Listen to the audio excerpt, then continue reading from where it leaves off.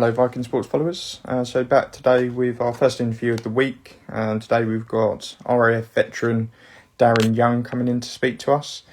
He's a fantastic guy who we want to get to know a bit more about his life, how he's got to where he is now, his charity work, his time at the Invictus Games, and also his time as a GB player within the sitting volleyball team. So it'd be very interesting to get to know him. A great honour to be interviewing him, and it won't be too long, and we'll be underway. So we'll just get him invited in, and we will be away shortly.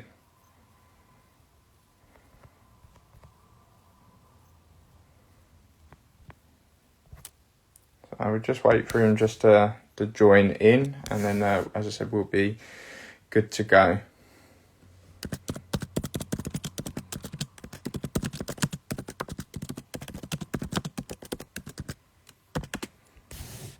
So again, same as before with all our interviews, if you have any sort of questions running through the interview, then obviously drop them in the comments or in the question box, and we'll definitely try and see what we can do when we get round to it. So just give me a couple of moments and we'll have Darren in.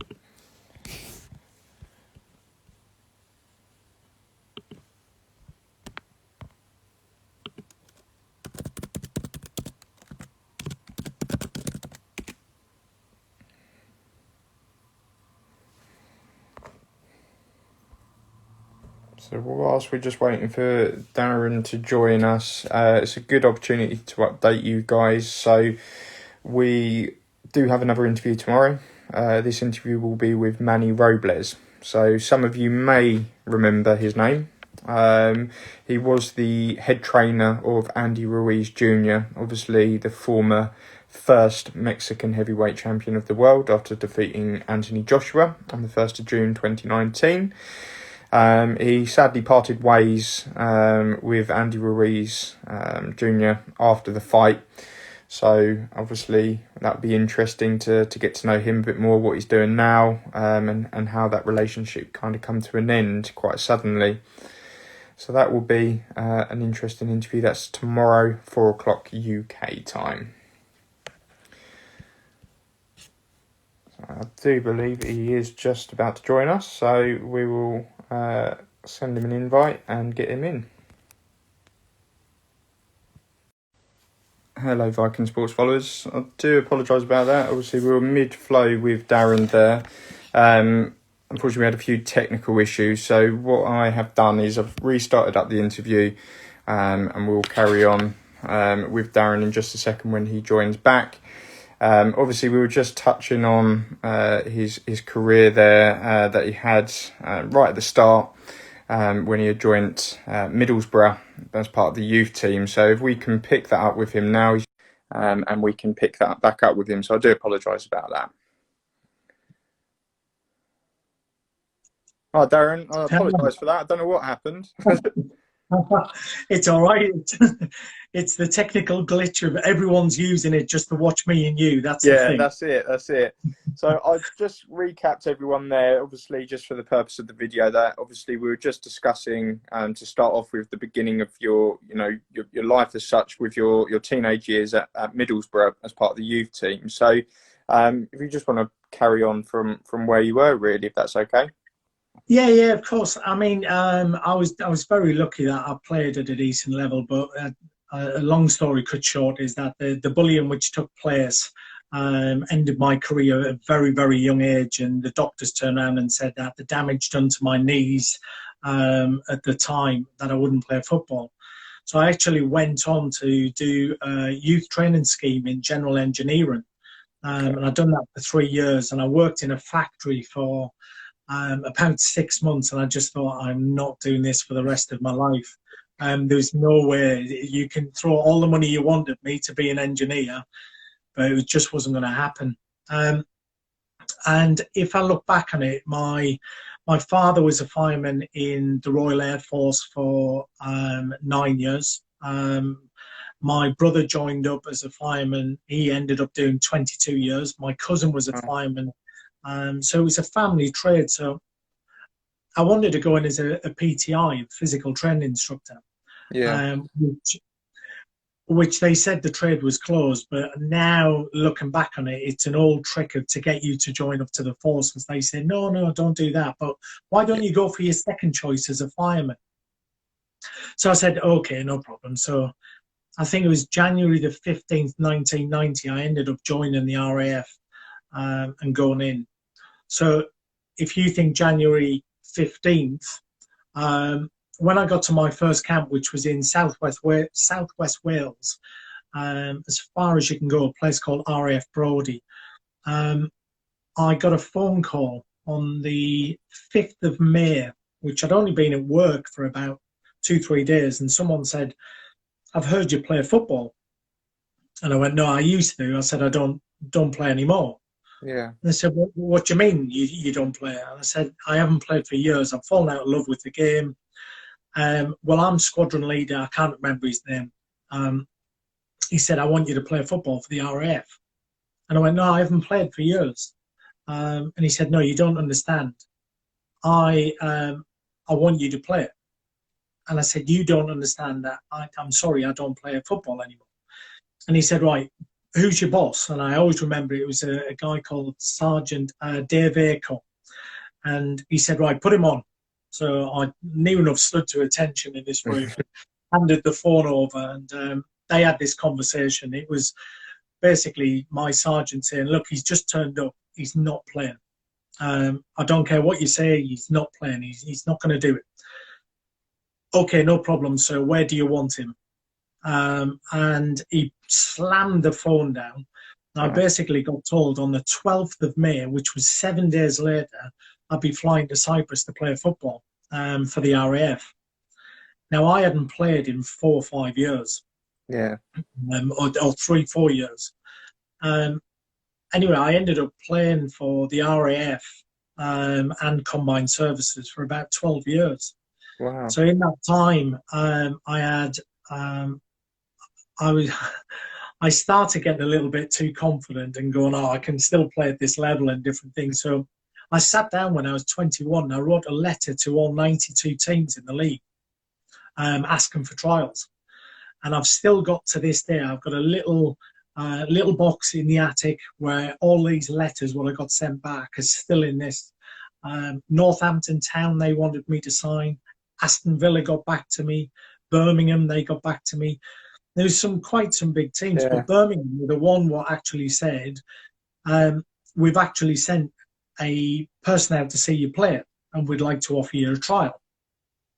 So I'm a little bit taken back, and I didn't know what to take about this. I actually, at the time, I thought it was one of my colleagues who was winding me up, and he was phoning me up. But it wasn't. It was, from memory, I think it was Steve Cottrell, the manager at the time, and he phoned me up direct. And it was for goalkeeper. And I hated playing in goal. I see myself as a midfielder. I wanted to play midfield, be the old, in them days, it was the soonest, the hard boy of getting stuck in and doing all of this. And they wouldn't look at me as a midfielder. They said, no, you are a goalkeeper. So it was quite weird that I was being offered time off work to play sport for some position which I didn't like playing. Yeah. But what do? Do you actually go away and play sport what you love, but just in a different position, or do you go and you work for a living? Yeah. And luckily, I chose the I'm going to go and play football. Yeah. So I had a number of different teams. Birmingham basically said, Steve Cottrell said that I was too small. I was 6 foot and he wanted someone 6'3", and I turned around and joked, and I always remember it. I said, I'll wear rugby boots to give me an extra inch. I'll be 6'1". And he just turned around and said, look, I love your style. I said, look, what's it going to cost you? What is it going to cost you? I will pay for my travel. I'll pay for my food. I'll pay for everything. Let me come to this trial.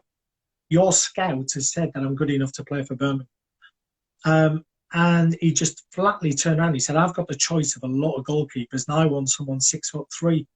So I'm sorry, you're not going to be able to come. So I ended up, at that time, I was playing for Pembroke Borough in the Welsh First League. Okay.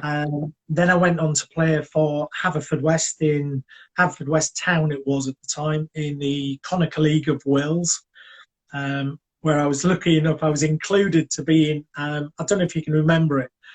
There was a computer game called Sensible World of Soccer. Yeah, I do. If you go on the 95-96 version, I'm actually the reserve goalkeeper for Haverfordwest, and I was worth £28,000 at the time. And it was just slightly bizarre that I was on this computer game. But yeah, it carried on. I was playing Jersey, Guernsey, Holland. So I was playing around the world as much, but not playing Yeah. at the level that I personally thought that I could. I've got a very good friend of mine. He's been a friend for 22 years, and he's now a UEFA A coach, Mark Burns.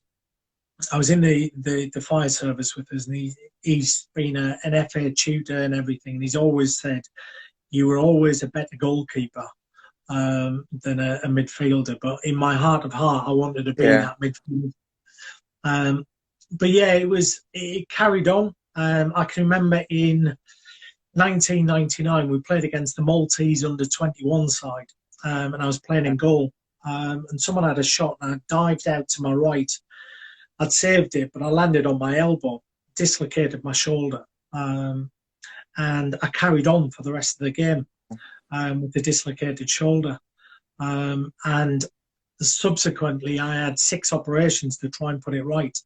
And I've got the scars now right the way across. They opened me right the way up. Wow. And still damaged now. And that led to me being medically discharged. Okay. So that was in 2006. And I thought my footballing career had finished. I ended up playing for Wroxham in Norfolk. Okay. Yeah, I played. I had 2 years with them. Then Norwich United signed me for 2 years. And at the age of 38, my body wouldn't put up with it anymore. So I turned around, can't do it anymore. Yeah. Can't do anything. So medically discharged, left the RAF when I was living in Norfolk. The camp where I was at closed down. So all of my mates, all of my colleagues had gone. I was just left with my wife at the time, and we were stuck in Norwich. It was quite bizarre because if you take yourself, if you need to take all your friends away, all of your work away, everything, how would you feel? Yeah, so isolated, and that's one of the things that when I speak to people like yourself, and they say similar sort of situations, and it just so isolating, and they don't know what to do. So I can't imagine how difficult it is to kind of start again, really, with nothing around you. Yeah, I think that's a good way of putting it. Starting again, you've got to reinvigorate your life and get it back on track as much as you can. But I started suffering with depression when I came out, because it was diagnosed as clinical depression. So all of the things what I used to be able to do, I ended up, while I was in the RAF, I played. It's called getting your colours. So you play for the RAF. I played tennis, basketball, cricket, football, athletics, and I had trials at rugby as well, but I didn't get on for rugby. They see me too much of a pretty boy footballer. I wanted to dive everywhere and do all of that. So I had all these different sports and different things. So when I came out and they said, I'm really sorry, but if you start playing all these sports again, your body's going to go downhill. Yeah. And it was really, really hard to take. Isolated in Norfolk. We lived in a village called Langley. Okay. Yeah. Which, do you know Langley? Yeah, I do. Yeah. Yeah. Yeah. There's 36 houses there. That's how small it is. Tiny. Yeah, and we were lucky enough. We built. We were on a TV show, Build a New Life in the Country, and we bought a derelict barn, and we took quite a long time to convert it. But the TV crew followed us for about 14 months, Wow. and luckily that took us my mindset away from everything. Yeah. But I remember thinking back years to come that I obviously wasn't a good husband to my wife, because if you know people with depression, it's only about one person. It's everyone about yourself. And at one stage, a couple of years later, that I actually had big thoughts about committing suicide. I can remember going to my tablets in the cupboard, getting them all out. And just remember thinking, I can't put up with everything what's on. Can't think about the pain what I'm in constantly. And I got a handful of tablets, and basically I was going to take them, and just a little vision of my wife, and at the time my son, came into us, and I just thought, no one knows I've got depression because you don't speak about it. Yeah. And we go back to maybe 10 years ago or so, and people don't never ask you then, and still it's a little bit of a taboo to ask, are you Yeah. okay? Are you all right? But my way around it was that I used to do charity events, and it would take my mind off it. And the amount of charity events what I've done, I'd say my first one was when I was 17, Weardale Triathlon. And I can remember I'd done this charity event, I'd done this triathlon, and I didn't even have a bike. And the morning of the triathlon, I had to go to a good friend of mine, Tom Allen's, and say to him, can I borrow your bike? I'd never been on it. So I had to set everything up, and it was a case of rushing to Rutland Reservoir to do this triathlon. So it was just bizarre. But I've found that over the years, my getting involved in charity is my way of trying to cope or trying to get through depression. Yeah. It's only jumping forward over a period of time, and I'll go back to the rest of it. But I've only been to the doctors today, and I've been put back onto. They've given me Prozac to try and sort my head out at the moment, because I'm still in that place. But yeah, it took a long time to. And I always remember my wife. She was always saying, "You better get used to the civilian life. I'll be all right. Don't worry about it. It's okay." No, you better get used to it, because when you come out, your friends won't be there, your colleagues won't be there. And I didn't believe it. Didn't believe it for 1 minute. And when it happened, it was a case of, yeah, you're right. It's one of them things. But yeah, jump forward. I think 2016, I wasn't sleeping, wasn't doing a great deal. I went on to be a teacher in an all-boys school, college, a young offenders prison, where there was lots of different things my mind was going through, but I wasn't sleeping. It was the pain what was keeping me awake. So there was one night I actually remember typing into, obviously one of the search engines, just sport for disabled people, and Invictus Games came up. And I was just like, what is Invictus Games? What is it? So I read into it, and obviously Prince Harry, his name comes up, and you get to talk about it, and you read up about it. And so 3 o'clock in the morning, I applied for it. Not a thought about anything else. I just said, oh, what's the worst they're going to do? They're not going to get me.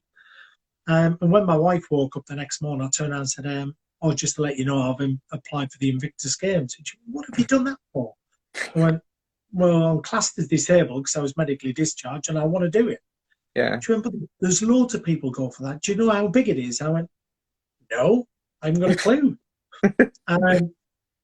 And you go to workshops, you go, not interviews, but they watch how you are, your positivity, your negative, how you thrive on life, how you sit back and don't do a great deal. And it actually made me feel that I was part of the military again. You don't wear a uniform, but the banter what you have is exactly the same as what it was before. Yeah. So I had 6 months of this, of workshops every weekend, or not every weekend, but a lot of weekends away. And we got told that on this day there'd be a an email being sent out to see if you were successful for the Invictus Games. Yeah. And this one day I was really ill. I had a migraine. I went to bed and I laid in bed, and I knew it was the day what this email was coming out. And Mel came into the bedroom and she said, everyone's putting on Facebook about Invictus Games, if they've been selected or they haven't been selected. And I went, okay. She went, do you want me to check your emails? I said, well, if you want to, you can. And so she got my phone, read through it, and then I could see in her face that it wasn't good news. And basically she said, you haven't been selected. So I can remember lying in bed and I had a couple of tears. I put so much effort into trying to make this thing happen. And it was in Toronto in that year. Okay. And I'd never been to Canada. Someplace I'd always wanted to go, and this had been taken away. So I turned around and went, oh, just leave me alone. Just let me, I want to get over this migraine. She went, no, I need to read down. And I said, what for? She went, it goes on to say that you've been invited for the Warrior Games. And I went, Warrior Games? What the hell is that? I don't want to know about the Warrior Games. Anyway, she left me to it. I had a bit of a downtime, got over the migraine, and then started having a look at my phone and typed in what's the Warrior Games, and it came up that it was going to be in Chicago this year. And I was like, oh, Chicago? Hold on, this sounds quite good. And I had a look at it, and it was just basically the Americans' version of the Invictus Games, but I'd never heard of it. Yeah. So the reason why the Invictus Games was born was Prince Harry went over to do the opening ceremony for the Warrior Games, him and one of his very close colleagues. And they turned around and said, why is this just for America? Yeah. Why can't we do it for everyone? And within that one thing, that's when the Invictus Games was basically born. But I went over to 2017, went over to Chicago, which was brilliant. Never been there before. The Americans treat you like royalty. Thank you very much. Shook your hands. Thanks for your service. Thanks a lot for everything you've given for your country. Even as much as just one little tiny thing of a free bus pass. Yeah. You give your ID, and in fact, not that I've preempted this, I haven't. This is my office where I am, and these are the medals which I've got for the Warrior Games. Wow. But you get a pass, and they allow you on all of the buses, the trams, everything. They just look after you so much. Came back and I got the buzz for this, and I wanted to play it and I wanted to do it. I mean, I was very, very lucky that I won gold in the discus. Wow. Now, I used to do discus at school. Now, that was 30 odd years prior to this. So prior to this competition on this day, which was done in Soldiers Field, which is the American football, Chicago, their stadium. So I went there, I picked up a discus, and I went to a field, just a random field, and thought, I better throw this discus to see if I can remember how to do it. I had no training whatsoever. And I think I threw 32 meters that day. Wow. And I won.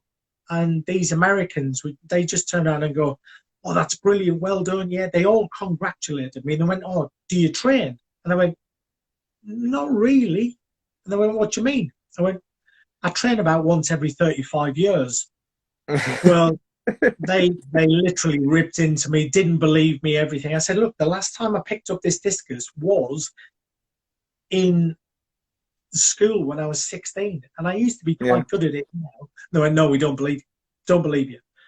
Anyway, I got the bug for discus. And obviously, with the next year, I applied for the Invictus Games. And it got bigger and bigger because obviously Sydney, everyone wants to go to Australia. I think there was 4,000 people applied, initial application, and it was going down to I think it was 72 athletes from that what was selected. And I trained really, really hard for the discus. That was the one thing what I wanted to win, because it's an individual thing, so you can't blame Yeah. anyone else. But over this period of time that I started training sitting volleyball, um, and there was who is my coach now for Help for Heroes, Charlie Walker. He absolutely beasted me because he could see that I played normal standard volleyball, but to do sitting volleyball Yeah. is extremely different, extremely hard. But he could obviously see something in me, so he battered me. I can remember going into the sports hall and he said, "Right, what are you doing?" I went, "I'm walking to get changed." He went, "When you're in my gym or the sports hall, you're on your backside. Sitting volleyball's played on your butt. So get on Yeah. your butt and you crawl over to where you were." Well, for the first 1 year of your life, that's what you do. Yeah. But then for the next however long you live for, you don't go back to crawling. You don't know how to crawl. You don't know how to move on the floor. Yeah. My hands were ripping up. I had cuts and everything all over the place. But he taught me a heck of a lot. Yeah. So I got this bug, and very lucky to be selected for the Invictus Games down in Sydney. And it was a big, massive unveil. We were at the Horse Guard parade in London where Theresa May, she was there because Prince Harry was getting ready for his marriage, so Yeah. he couldn't turn up that weekend. But yeah, the Invictus Games and the Warrior Games the year before more than likely changed my life, Yeah. very much for a positive side of things. Yeah. So Definitely. it was good. Yeah, definitely. I just wanted to touch on something you mentioned there. Obviously, you're very open about mental health and obviously what you've been through.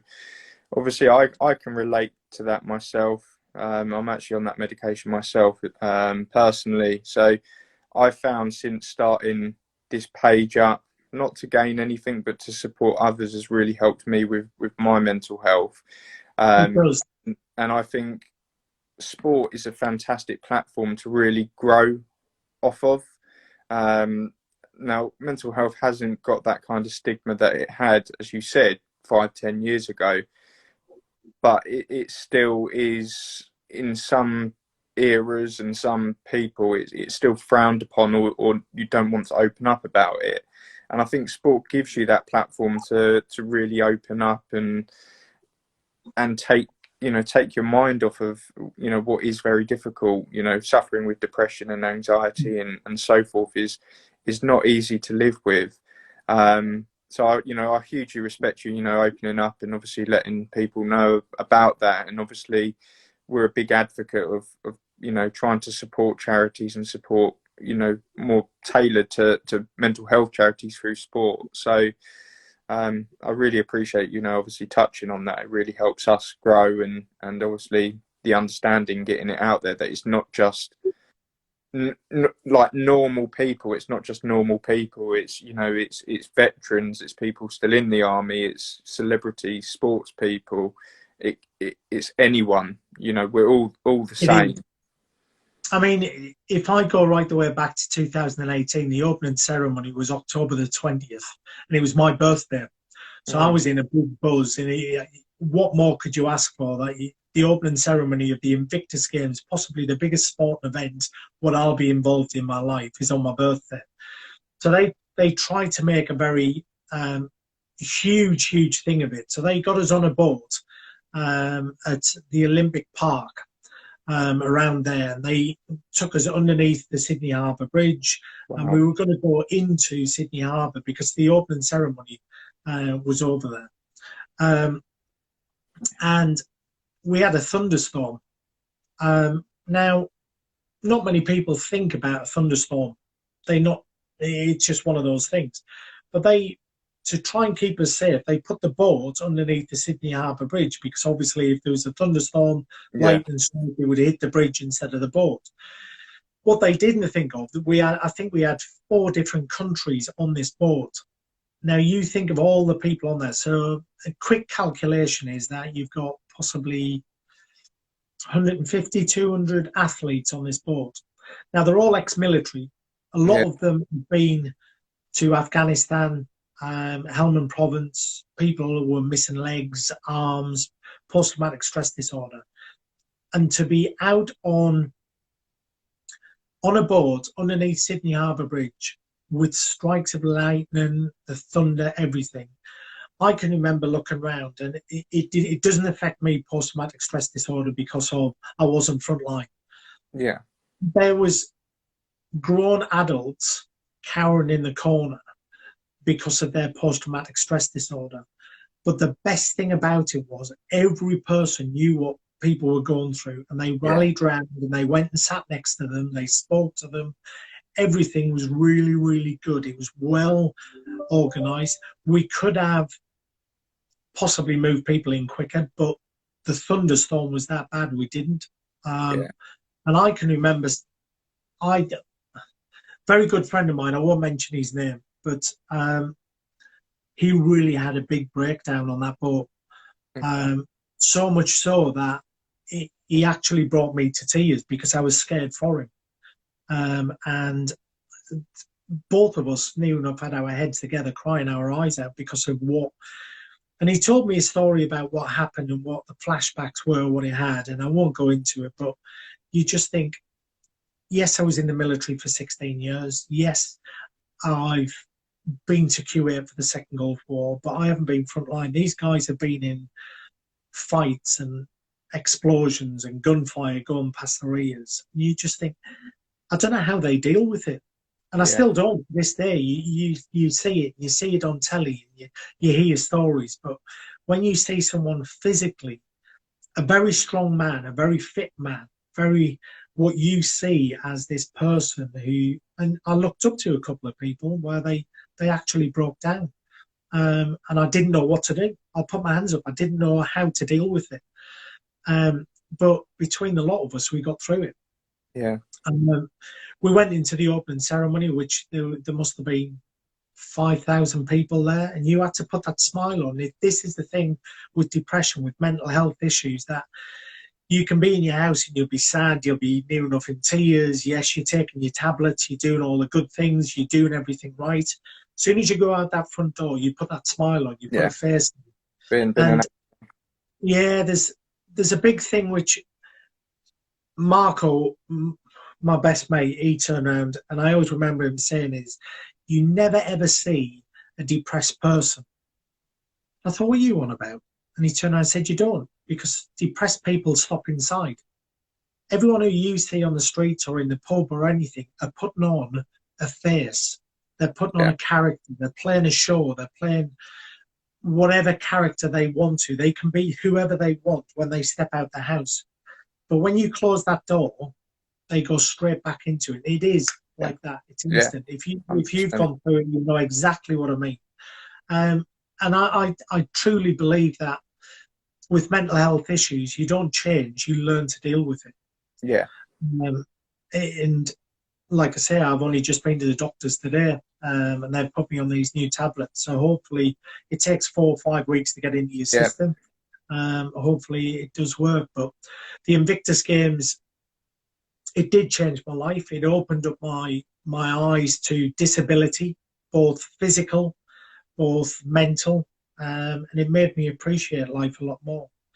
And this is what I mean. I'm lucky that I was quite good at, or I see that I'm quite good at sitting volleyball. But I was part of Great Britain's development squad over a period of about 14, 15 months. And now that we've just got Team GB's just started up again. We haven't played as a team since 2013. Wow. So we played in the 2012 Paralympics in London, and that team was thrown together and they'd done the best thing what they could. But we've just got back to, we're waiting for lockdown to finish so we can start training again with the view of we've got a very, very, very slim chance of making Tokyo next year for the Paralympics. Yeah.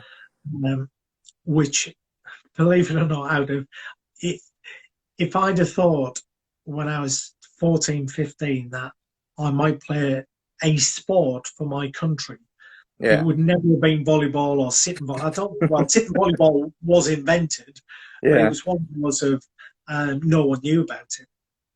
So there is a very, very small chance. But with this lockdown of COVID, it's knocking everyone for six, Yeah. both athletes, elite athletes, the coach and staff, Volleyball England, and even as much as that we represent our country, but we've been asked if we would pay our way because we haven't got a sponsor. Okay. Um, Volleyball England haven't got a sponsor. So if there is anyone listening or you know anyone through Yeah. your business that for, I think for about £25,000, you can sponsor a national team. And on the front of all the tournaments we go into, all of this, but because it's not a big sport, they're not after millions. Like Yeah. if you would have your brand, Viking Sports, and promotions on the front of England football team, how many millions would you have to pay Oh for yeah. that? Yeah. But sitting volleyball, 25 grand, and you've got it on there. You're on all the Yeah. nationals. That's how much of people see it as a small sport. But I'll tell you what, it's a challenging sport. And Yeah. if you're at the net and someone sets you the perfect ball and you go and you spike it, there isn't a better feeling in the world. You can take your free kicks, you can take your Rooney kicks, your Ronaldos, your Messis, them top corner bins and everything. But if you spike a ball and you hit it perfect, you don't even feel it on your hand. Yeah. It's just bizarre. But yeah, it's a great sport, and anyone who thinks that they're past sport, I would say try and get hold of your local sitting volleyball or even your volleyball club and ask if they've got a sitting volleyball team. It's starting to grow. My coach for the Invictus Games, and he's in with the Great Britain team, Richard Osborne. He's now been given a new role to try and spread it to schools, to universities, and try and make that grow. Yeah. It, I think too many people see when you've got a physical disability or a mental disability that it's very, very easy to sit down and say, that's me finished. Yeah. And I've gone through that. I've gone through it. And Yeah. I mean, I'm wearing a top today, which is Road to Kili. Last year, we climbed Kilimanjaro. And the reason why I done it was because of mental health. Yeah. People see me as not being disabled. We done it with a guy called James Rose, he basically blown up in Afghanistan and lost both legs. And he was the first double amputee to get up to the top of Kilimanjaro. But what we wanted to do was to prove a point that he's got a disability what everyone can see. I've Yeah. got a disability what not everyone can see. But we both deal with depression. Mm-hmm. So there's three sides of the story. Someone who's got a physical where you can see it, someone who's not got anything what you can see, but we both deal with depression. But the other one, which everyone forgets about, and I'll ask you the question, the same, but the person who, or your family members, what you were living with at the time, did anyone ever ask if they were okay? No. If you think back, I Yeah. mean, you deal obviously with depression. Do you live by yourself with family at the moment? I live with my parents at the moment, so But yeah. you think about your parents. Mm-hmm. You've more than likely been the biggest, grumpiest so and so what they have ever come across. And they put up with it because they love you. Yeah. They'll just go with it. They'll put up with the grumpy moods. They'll put up with the high anxiety. They'll put up with the low sides of you. They'll put up with the anger, the snappiness, and everything. But how many people asked your parents, "How are you doing?" Yeah. I couldn't know anyone immediately that would have asked the question. And you made a very valid point, and I'm no truer to that statement. Is that behind closed doors? So once this video has gone down and I'm off the other end, no one sees me. Whereas when I'm out in the shops or I'm with friends or people that one of the guys that's in the live at the moment, Tom Little, if I'm with him watching him box and do what he loves, it's a different person. Yeah, And behind closed doors, people don't realise that because they see the normal happy Harry, bubbly Harry, yeah, everything's fine.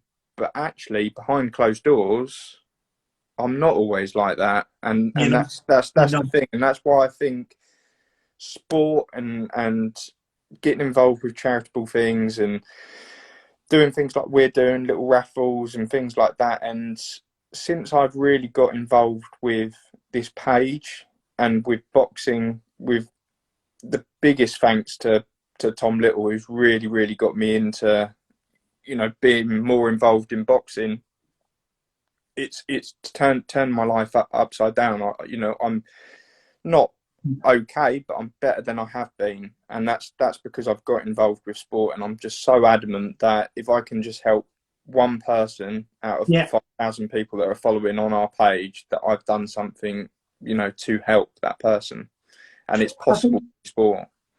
yeah, I mean, boxing is one of my loves, and MMA is one of my loves. I love it a bit, and there's when I don't sleep because of the pain what I'm in, I'll get up on a Friday night, a Saturday night, I'll go downstairs and I'll watch boxing all the time. Now I think, correct me if I'm wrong, is Tom just retired? He has, yeah, just in the last couple of days, sadly, Yeah, I've seen that. So, retired. Tom, he's a little bit of advice, all right? You've more than likely boxed at a heck of a level, and you've been with a crowd where you've been every punch what you've thrown, everyone has lived that punch, and you've heard that bang. And I've been to a number of different boxing matches, and the buzz from every sport what you play. But when you retire, all of a sudden, it's a very quick thing that people will stop asking you, "How are you?" Oh, it's Yeah, Tom, the boxer. Oh, it's this. Oh, it's Dan's, the Invictus Games. It all goes very quiet quickly. You've got to keep yourself active. And something what you're doing with this page and doing interviews and different things, I can't speak highly enough of it because it gives you another focus in life. Now, yeah, Tom, you might go on to that. You might become a boxing coach. You might become a strength and conditioning coach. You might be a PT or something like that. But what you've got to do is you've got to pass on your knowledge. I've seen you box quite a bit, and you've got to keep that passion alive. Your body might not be able to do it, but your mind is something what yes you can control. And as you've said, you have them down days. You'll yeah, go behind that closed door, you'll lock it, you might want to cry, you might want to just lie there in peace and quiet, close the curtains and just do anything like that. But as long as there's a passion in your life, it will get you through the dark days. Now my passion is my charity work, yeah, but with someone like Tom, his passion is he must at the moment, and I'd love to have him on as a third person now because it would be a great conversation. But it, for years and years, as an athlete or a professional footballer or a professional boxer, you've got a routine in your life. yeah, So Tom's more than likely got up at 5 o'clock in the morning to do a 10K run. He's more than likely gone back and have a massive protein shake and a big meal to get ready to go to the gym to do a session. Then he's gone and had a big hearty meal to get some more energy for an afternoon session, where on a night time he hasn't been able to watch your I'm a Celebrity, your EastEnders or anything because he's had to go to bed early to be able to get up the next morning to go train. yeah, Once all of that's taken away from you, and with the Invictus Games, it was near enough every weekend that I used to go away. I used to go to different parts of the country, and I'd do a training session with volleyball. I'd do a training session with discus, shot put. That's what I'd done. They were the three sports, but I was lucky that every weekend it was doing it. But when you've got a number of different people, I was very lucky enough. 2018, I went to the Sports Personality of the Year, and I met Frank Bruno. Now Frank is an awesome guy, but um, I'll tell you what, I still wouldn't want to mess with him. yeah, He's still chiseled. yeah. How old is he now? He must be I late think 50s. his birthday. He recently had his birthday. I can't remember how old he turned though. But he recently had his birthday. But yeah, he He's hasn't still lost chiseled. it, has he? No, but I mean, one of the biggest things was, I was a big, I was a big doubter of Tyson Fury because he got his boxing license back, and I honestly thought that if he's got mental health issues, then he shouldn't get his boxing license back. Now, Yeah. I was very critical of Tyson Fury, and my best mate Marco, he was going, "You're a hypocrite. You've got mental health issues, and you want to play a sport and everything." And Marco talked me around to think about that. I'm getting angry at the wrong people. Tyson Fury just wants that in his life, where he wants to get up in the morning. Yeah. I mean, what did he lose? 10, 12 stone to get to Yeah. where he is now? But my anger, if there was any justified, should have gone to the boxing authorities for allowing someone with mental health issues to get back into the ring. Um, but possibly that training, the regime, that the schedule has put Helped him. Tyson Fury back onto life and his passion for life again. Now he's on Instagram doing with his wife about the fitness and everything. I'm very lucky that I know Frank Warren, he was going to help me with some charity work. Okay. And I've sent a couple of videos to Tyson Fury, and I got it wrong. I got it 100% wrong that I shouldn't have been angry at him. He just wanted to do what he wanted to do, Yeah. as we all do, as we all do. And there is going to come a point, hopefully. I mean, I'm a big AJ fan. I Yeah. like AJ. Tyson Fury, character into himself. He's got talk about confidence, just stupid amounts of confidence. What a fight that will be when them two meet. Who do you think Oh, is going to win? I'm sat on the fence. I'm like yourself. I'm a Oh, massive AJ fan, but I think AJ wins the first. I'm going to put it out there. I reckon he wins the first, loses the second, and comes back and he wins the third again. There will be three fights. There's no doubt there'll be three fights. see, I think everyone goes on about AJ and he's boxing power and he's punching power and different things like that. Now, I've never been in a ring. Well, I have been in a ring. I used to do some training in the early 90s, but it was nowhere near any standard. I'd done it for fitness training.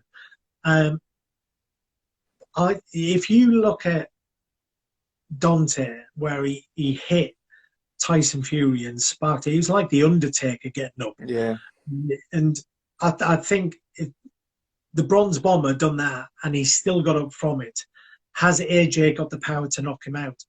Now, when AJ was beaten and he got back into the ring, he learned how to box. He went back to basics, and Yeah. he actually got. I'm not going to knock him out. Ruiz was someone who he wanted to be there. He partied too hard for the second fight, 100%. and AJ learned the style. So I think, for me personally, I think I would change everything around from what you've just said. I think Tyson Fury will win the first. AJ will come back for the second and learn how to box and keep away and keep out of that. Because Tyson Fury, has he not got the fastest hands in heavyweight? How quick Yeah. is his hands? Yeah, he's super quick. That's one of the things he's got. I would say he's got his movement is just unbelievable, and his speed is unbelievable. And I think AJ, he doesn't necessarily have one asset that shines. He has a more of a rounded character, which Yeah, I think is why people are drawn to him, because he's kind of got the perfect physique. He's kind of got the pretty much perfect punch and movement. Whereas Tyson, he's the complete opposite. He's not attractive to the eye to people, but he's got that right. character about him. Yeah. He's a fantastic character. So it will be, if it ever gets made, which I hope as a boxing fan it does, it will be unbelievable.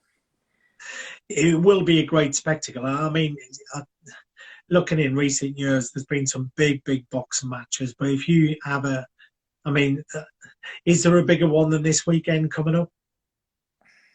Is it tomorrow Yeah, night? I mean, you look at Mike Tyson, he was the ultimate warrior in the late 80s. yeah, And I see some of the videos where he puts on Instagram, and has he lost it? I don't think he has. I think he's actually yeah, got quicker and faster and better. And he's more than likely got it up here now, where before he would just stand there and he'd use it from the hips and he'd come right the way around. yeah, And he'd use brute force and ignorance. If he's adapted, I wouldn't be surprised if he does really well if there is a proper comeback. yeah. Yeah, that's the thing. Is I think again, there's people that sit on the fence with this. Is that yeah, it's great to see them back in the ring. Will it lead to something? Possibly, possibly not. And then on the other side, people are like, we don't want to see legends get back in the ring. We don't want to Yeah, see these sort of exhibitions. You know, you've had people like Mayweather that have kind of led the front way and done yeah, these exhibitions and brought them back from when Ali got in the ring with, I think it was a kickboxer or something like that over in yeah, Japan. yeah, And it then kind of stopped. It didn't come back. And then Mayweather just sort of seemed to creep in there with like the McGregors. He's got in with a Thai kickboxer and things like that. I'm personally of the sort. I think it'd be brilliant to see them both in the ring. However, I wasn't around in that era, sadly. But I've got YouTube. I can watch those fights back, yeah. and that was them in their prime. And I'm a bit dubious to get them back in. And I know it's an exhibition and it's fantastic, but I just hope no personally, one gets hurt. yeah, that's the thing is that they're 54, 55 years old. They're not young What's men. wrong with that age? What's wrong with that age? Hold on a minute. There's still I time for me yet. they're both the same age, and obviously there's been things that have come out, no knockouts, no certain things that Yeah, they do, and things like that. It's just like, well, is it worth it? It must be worth it to them financially, but is it going to be worth it to the fans? you'll get them doing that Yeah, at the end of it. How many millions? yeah, they'll be in the casinos for sure.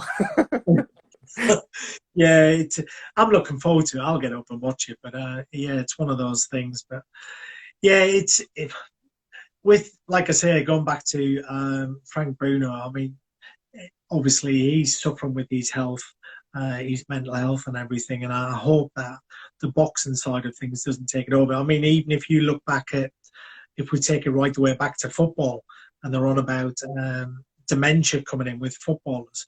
My this tells you how old I am. That my first proper season playing for the school, the football had a lace in it. Wow. So I showed my son plays for Gillingham. He's plays for under 11s at Gillingham, Yeah, and we went past. This is how bad it is. It was an antique shop, and there was a football in there with a blinking lace in it. And I said, "That is what I used to play with." My first season was there. When you headed it, yeah. you go like that, and you'd be like, "Oh, what Like is being going hit on by with a bit of concrete. this?" Oh, it was, and it was just. But is that the reason why the older generation are now getting dementia? Yeah, Is it because of that heavy ball? Now it's synthetic ball. I mean, you get um, you get Billy and Jezza who can ping balls for fun, yeah, and I watch them on Instagram, and they is it really as bad as what it is now because of the balls and everything? Everything's yeah. moved on, and you Think, see the yeah, movement in the ball, and it just moves all over the place. So I'm hoping that the design of the football is going to still allow the game to be the way it is.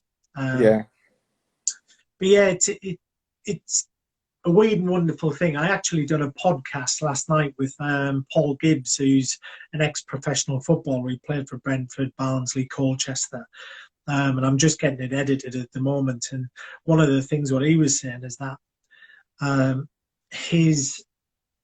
I actually asked him, "Did you know that you were going to retire?" And one of the things what he said was 7 games before he retired, he knew that he didn't want to play football. Now wow, he was only 32.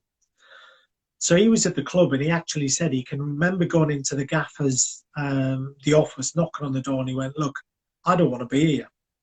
yeah, I don't want to play football anymore." He said, "I would like you to pay up my contract at the end of the season, give me a lump sum and I'll walk away now. Because if we don't, the fans will say, what is he getting paid for? My heart isn't in it." And I think it goes back to Tommy, who's just retired from the boxing. That the question would be was, at what stage did he think that he was going to retire? yeah, Was it 1 fight ago? Was it 2 fights ago? And is your heart in it? And unfortunately, as you'll know with what you do, that with boxing, if you get it wrong, you get injured. oh, Football, you can hide on a pitch. yeah. You're, But you're, you're, boxing, putting, you you're can't. putting your life on the line. Whatever type of boxing, whether that's bare knuckle, white collar, amateur, or professional boxing, you're putting your life on the line. As soon as you get in that ring, you're putting your life on the line. Yeah. Despite age, gender, weight division, you're putting your life on the line as soon as you jump in that ring. It's a very, very dangerous sport. Yeah, I mean, I got asked about 2 years ago if I'd do a charity boxing match. And I thought about it, but with my spine injury and my neck injury, I Mm, just thought not really worth the problems. I mean, 2 years ago, I had an MRI on my back and my neck, and they said that it's seriously starting to crumble now, and the vertebrae is gone. I've got 7 vertebrae which are out.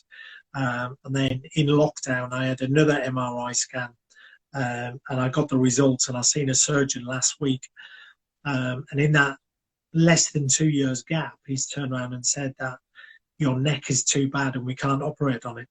Um, the the flip side of it is that if we do operate, there's a 30% chance we'll be successful, but 70% chance you'll end up in a wheelchair. Um, and that was this was 10, 11 days ago. wow.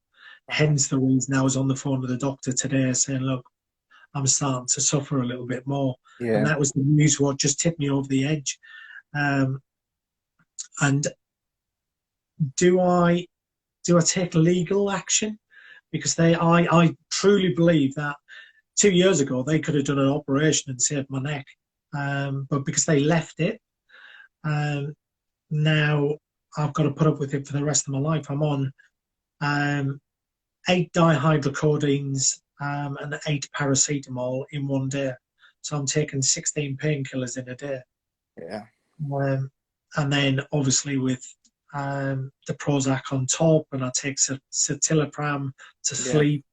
I'm just rattling all the time, and I do think that it could have been prevented quite easily.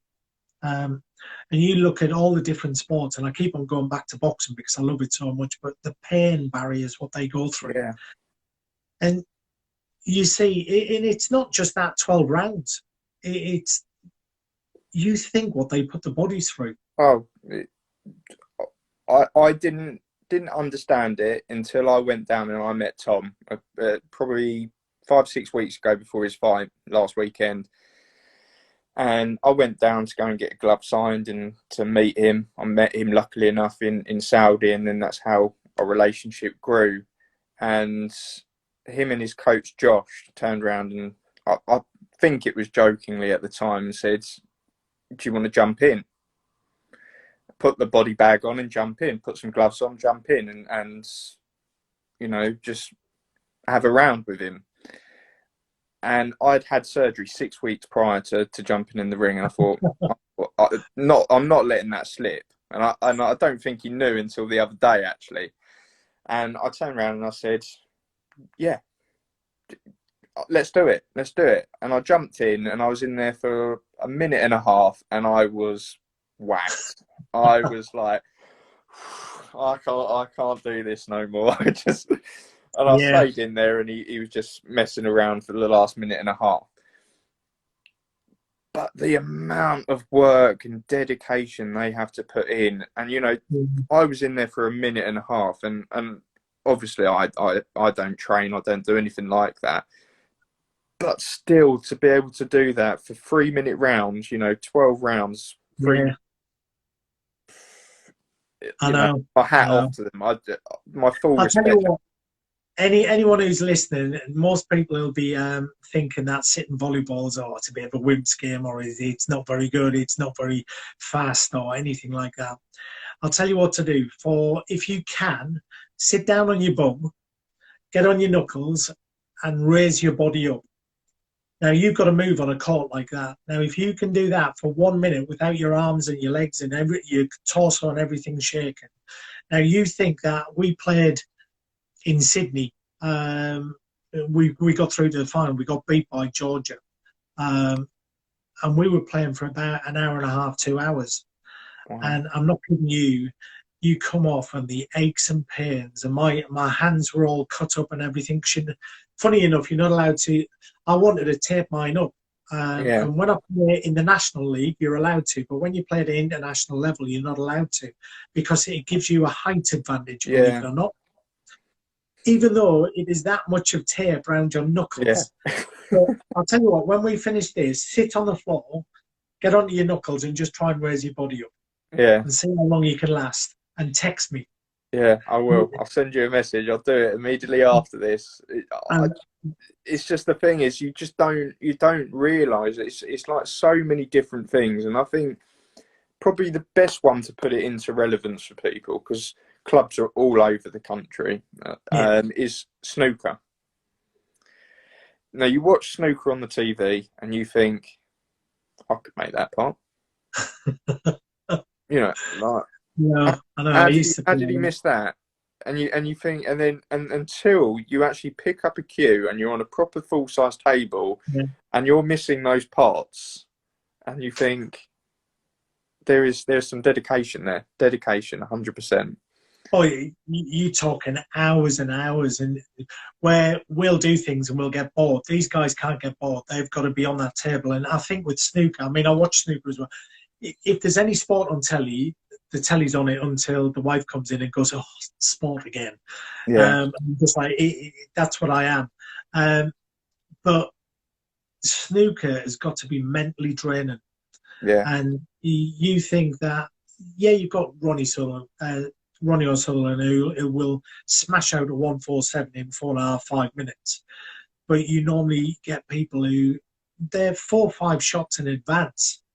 oh yeah, Now, it's near enough like a game of chess, but you're playing that. And if you get the World Championship, which goes to 4 sessions, that's 2 days of snooker where you've got to be switched on constantly.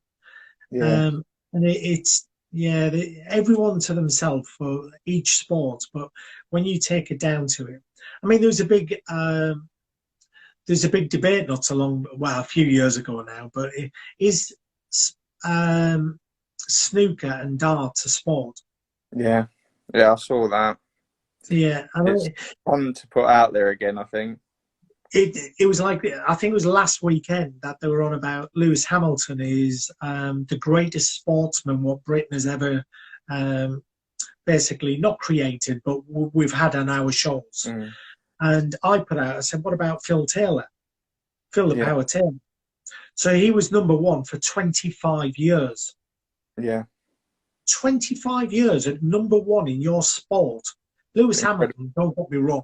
I met him in Abu Dhabi 4 years ago. Actually, 4 years ago this weekend was the Abu Dhabi. Hello, Viking sports followers.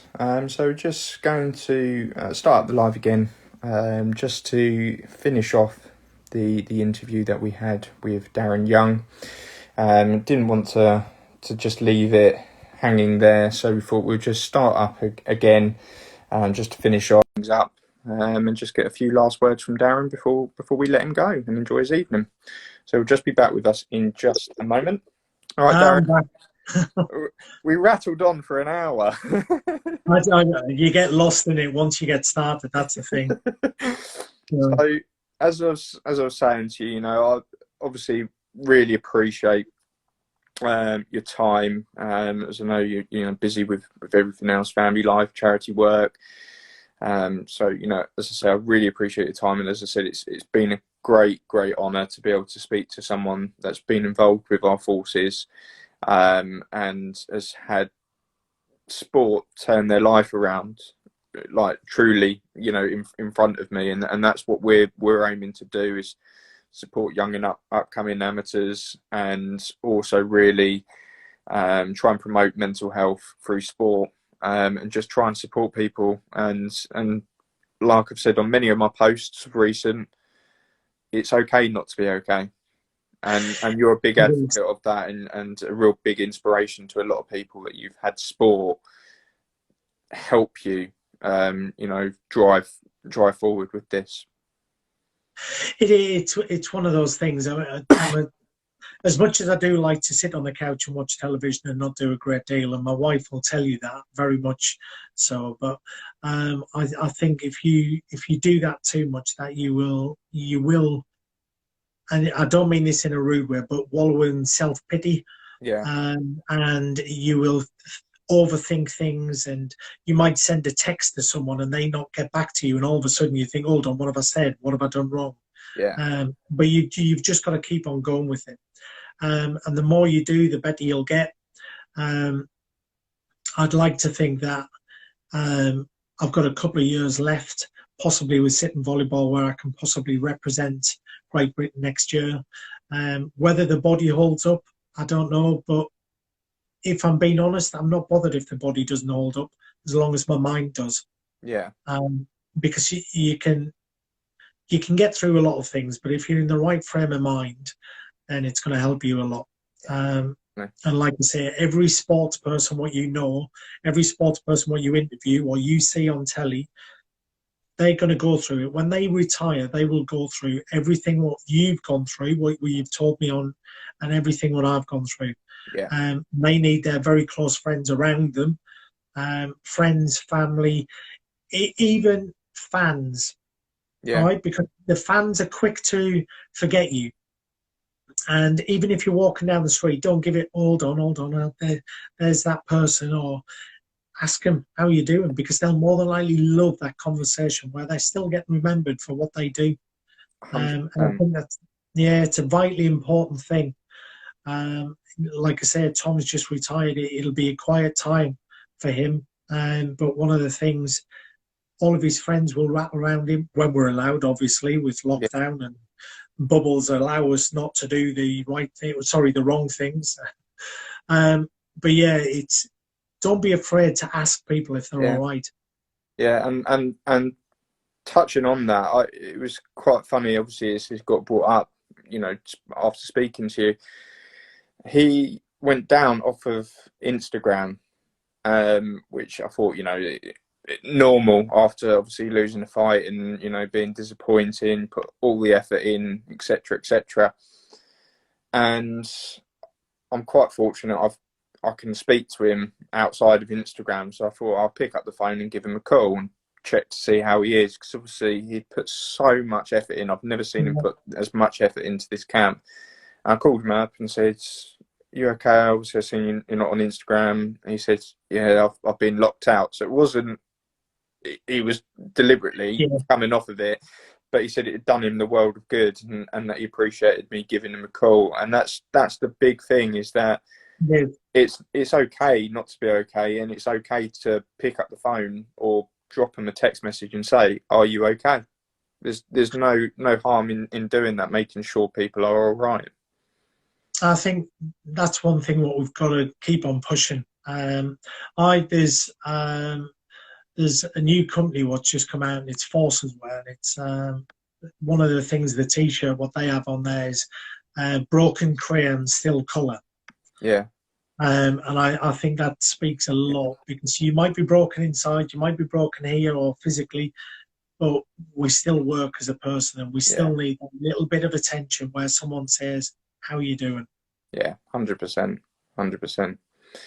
So I really appreciate your time today, Darren. It's No, been no, that's an fine. absolute privilege and an honour to be able to speak to you and get a real understanding, but also promote that, that mental health is important, and that sport has changed your life for the better, and it can do for many others as well. So I look forward to keeping in contact with you and seeing, Yeah. hopefully, you represent in the Paralympics next year.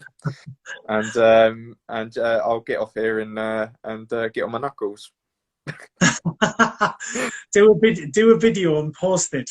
Yeah, I will. All right. What we'll have to do this live, so we're going to have a challenge. We can do it for mental health to see who Yeah, can do it the longest. yeah. We'll sort something out. It could be the next like ice bucket challenge or something like The that. the knuckle challenge. Yeah, you've heard it All here right, brilliant. first.